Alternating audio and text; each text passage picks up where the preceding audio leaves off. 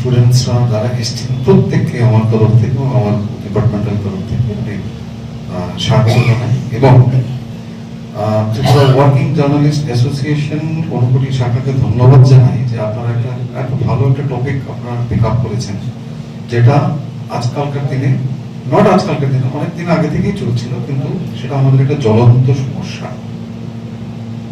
আমি জাস্ট একটাই বলবো, সেটা হচ্ছে ত্রিপুরা রাজ্য সারা ভারতবর্ষে যত টিনেজ প্রেগন্যান্সি হয়, মানে 19 বছরের নিচে যত প্রেগন্যান্ট কেসেস হয়, তার মধ্যে ত্রিপুরা রাজ্য প্রথম সারা ভারতবর্ষের মধ্যে।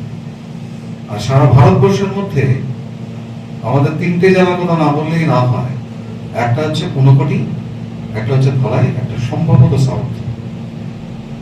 আমাদের অবস্থা সত্যি খুব খারাপ এবং বিভিন্ন কর্মশালায় যখন জাতীয় স্তরে বা রাজ্য স্তরে কর্মশালায় যখন আমরা অ্যাটেন্ড করি, তখন এগুলো দেখে আমাদের সত্যি খারাপ লাগে।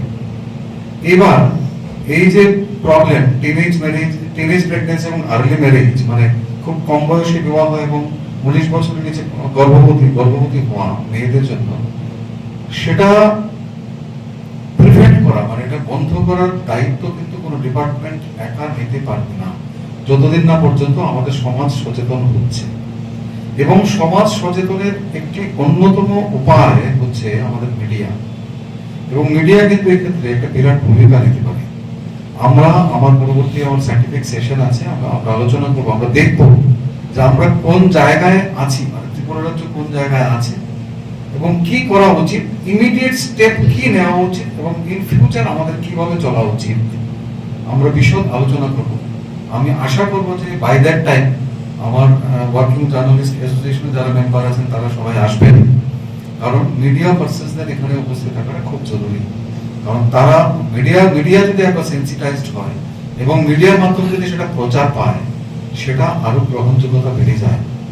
কাজে আমি অনুরোধ করবো অর্গানাইজার্সদের যে এখানে সাংবাদিক বন্ধুদের, আমাদের সাংবাদিক ভাইরা আছে, তাদের সবাইকে ডাকুন, তারা সবাই উপস্থিত থাকুন এবং তারা যদি জানতে পারেন তাহলে সমাজ বিশেষভাবে উপকৃত হবে। আমি আর আমার বক্তব্য দীর্ঘায়িত করবো না, সবাইকে আহ্বান